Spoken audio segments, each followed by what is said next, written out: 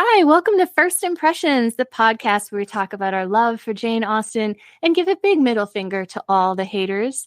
I am Kristen, and I am joined today by two guests of the podcast, Ayelen Barrios and Peter Giessl. They are the co-creator and one of the actors on the web series Rational Creatures, which, as you probably know if you've been in the Austen sphere, you've probably heard it before. Rational Creatures is a web series that is, I guess, based on Persuasion, but a modern update. Ayelen, do you want to speak more to Rational Creatures in general? Yeah, totally. So as you've said, Rational Creatures is based on Persuasion by Jane Austen. We just tell it from a modern perspective. We really want to echo what our real lives are like. So what our circle of friends look like and what was kind of happening in my life and our co-creators' lives in their mid-20s of being like, oh, what am I doing? What's going on now? And we felt that the book kind of complemented that. So that's why we decided to kind of adapt Persuasion. And you decided to do it in a web series, which, as I understand, is broadcast on YouTube, right? That's right. Yeah. So we kind of were inspired by shows like the Lizzie Bennet Diaries that were also told via web series and via YouTube. And that's also how the four of us, Anya, Hazel, Jessamine, and I met. It was through the world of the internet and through our love for shows like that. And we ended up making our own shows in the process. And we ended up working together.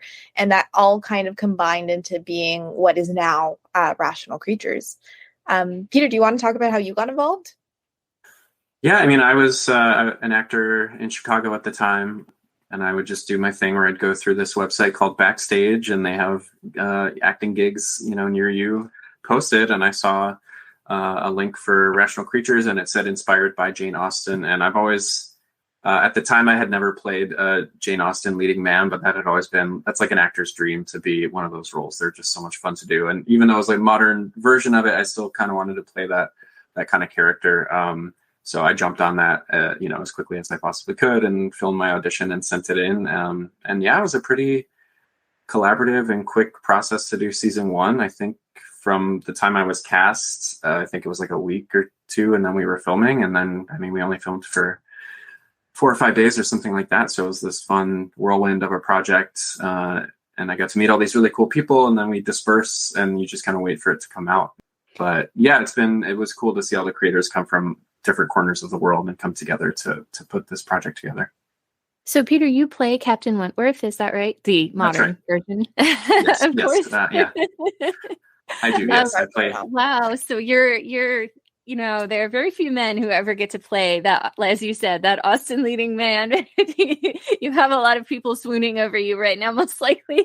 Mm-hmm. Yeah. So you're just releasing season 3. So have you not finished the Persuasion arc yet? And is this going to be the final season for that? So sorry, we just finished season 2. So yes. No, don't worry. It's confusing. We know. Season 2, yes, we'll finish the Persuasion arc. So we will reach the end of the novel with season 2. And as you said, like fans were swooning over Peter throughout the show. But like us as creators, it was a big task to cast Fred Wentworth, because like I'll be perfectly honest, like I read Persuasion for the first time when I was a teenager. I was so in love with this character. And so now it's like, how do I want to find the real life version for myself. I don't want to cast just anyone for this role. So it took a lot to cast Peter. And then also I didn't want to be like creepy. I wanted to be like, Peter is Peter and he's playing a role. It's different than Peter.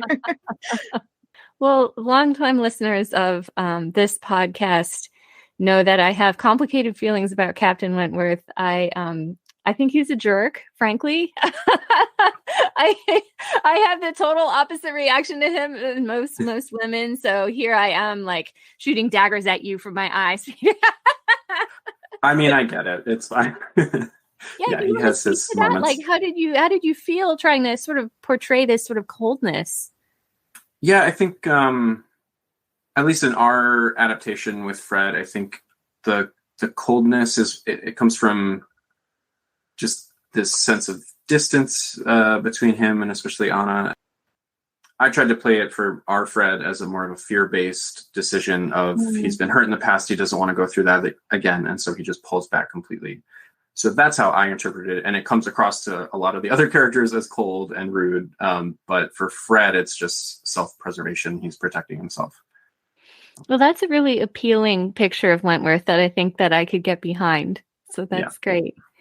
Ayelen, how would you describe this web series in a nutshell for people who haven't heard of it before or who want to get started with it? What should they expect? Rational Creatures is a really inclusive story, and it's about a group of characters who are in their mid-20s trying to figure life out. And I think that is something that is relatable to almost everyone. Everyone kind of goes through a phase similar to that. And it just so happens that it is based on Jane Austen's Persuasion. So if you like Jane Austen, if you enjoy her work, you're going to hopefully enjoy this show. But even if you're unfamiliar with it, hopefully you can watch this show and still get something from it. Peter, do you have anything to add?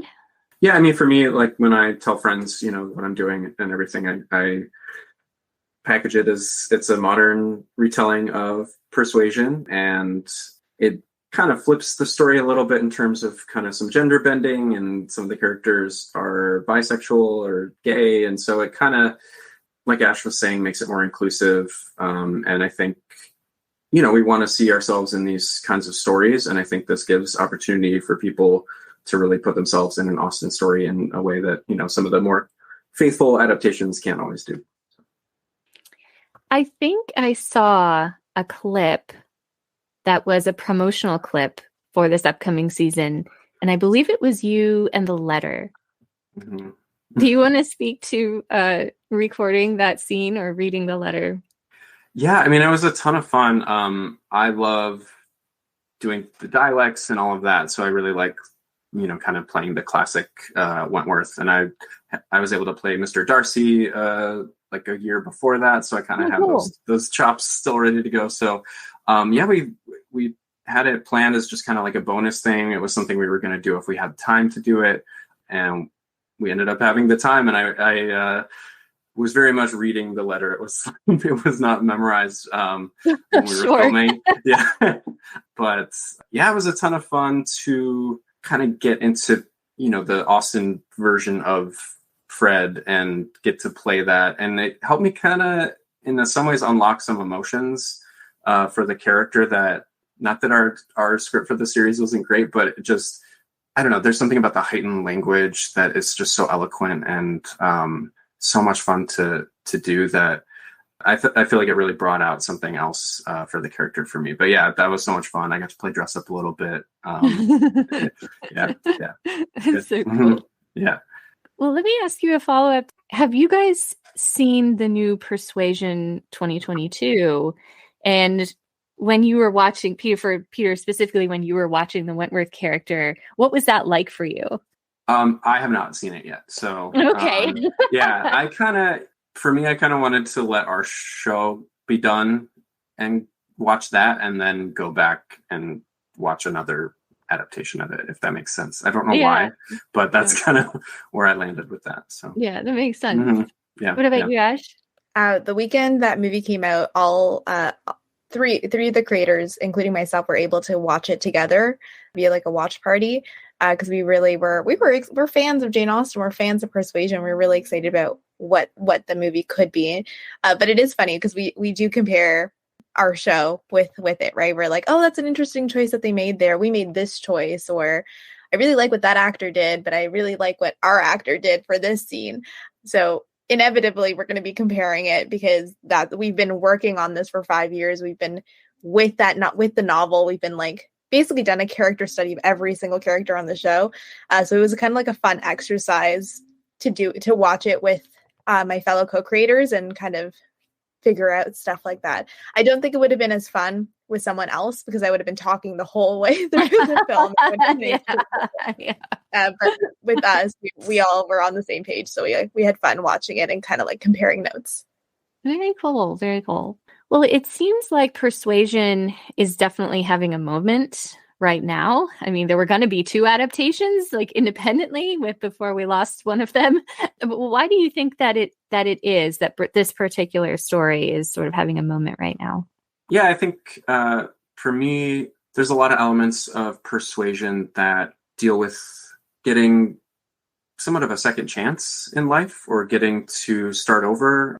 And I think a lot of us are going through that we're still in COVID, but as the pandemic is sort of normalizing once again, I think a lot of us have had to completely switch careers or move or do something totally different than what we were doing before it started. And I think that kind of speaks to some of the arcs in Persuasion, or just getting the second chance at a romantic relationship that kind of fell apart. Yeah, I was actually going to say like pretty much the exact same thing. You almost like stole what I had written down. But I do think that this whole idea of a second chance, of looking at the past in a new way, is something that's prevalent just from what we've been doing. I think as a society, we're a very nostalgic society. That's why we had the whole like 80s reemergence and the 90s reemergence, and then a pandemic hit, and that was awful. It is still awful. But we're kind of all going through this process of hoping for a second chance and living through a second chance. So to see a Jane Austen character do that, to kind of tell stories like that, I think are of this moment. Personally, as I grew up, I encountered Jane Austen when I was 13 years old for the first time. As I grew up, I started to become less and less like Elizabeth Bennet and Catherine Morland, and more like Anne Elliot. So to me, as I matured as a human, as I grew up, that story became more and more relevant to my life, which I think is true for a lot of Austen fans around my age, which might be why Persuasion is a little bit more popular right now. Yeah, that totally makes sense to me. And I was thinking while you were talking, I don't think I've ever framed it for myself this way before, but it's almost a story about processing trauma in a way, and coming back from things are bad and then they get better. We all love that story. Mm-hmm. That's the story we need to hear right now. Totally. Yeah, we kind of need that right now as a society. Absolutely. Not only with Anne Elliot, but with Louisa Musgrove, right? She has to process her trauma too. So also, Fred too, right? He has to process his past, and he has to reevaluate. I never care. I don't care. I'll try to win you over. Yeah, I was going to say the same thing. Hopefully I can. She'll win you over. Yeah. Yeah. Is there anything else that you'd like to add? Ooh, good question.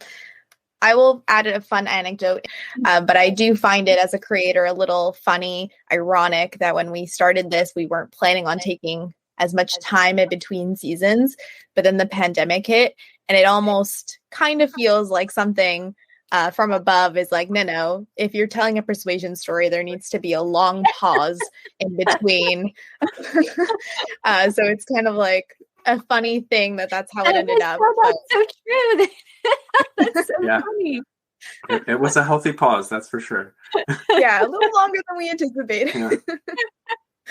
Is it like watching back-to-back seasons of Friends where it ends on a cliffhanger and then it starts up again, but everyone has completely different hair? Yeah, exactly. It might be a little like that. We tried just a little bit. Yeah. We can deal. We as watchers can deal with that. Very cool. So tell us one more time, how can we find you? How can we watch a series? When is it available, or is it available right now? So season 1 is available right now. If you haven't seen season 1, it's only 5 episodes. Go watch that as soon as you can. Season 2 will be released by the end of this summer, summer of 2022. That's the year. So you don't have to wait too much longer. And you can find us on YouTube. Our handle is Rational Creatures, or you can find us on all social media platforms at Rational Creatures or at Rational Series. And I just love the name Rational Creatures, and what a beautiful title for this adaptation. It's much better than Modern Persuasion, the movie that came out a couple of years ago. So kudos to you on that. Well, thank you. Okay. Well, Peter, any final sign off? I don't think so. Okay. I don't know what else I would say. That's okay. Anything you want me to say, Ash? I don't know. Peter's great in the show. Go watch the show. Yeah. Thank you. Yeah. Peter, would you do us the honor of saying our sign off, the podcast sign off? It is the phrase, "We have delighted you long enough." Sure. We have delighted. Oh, I'll wait. Oh, he's doing it with. Should I do the British? Yeah, I'll do the British. This is like next level. Okay. We have delighted you long enough. Amazing. Brava. Great. Okay. Bye, everyone. Bye. Thanks so much. Bye.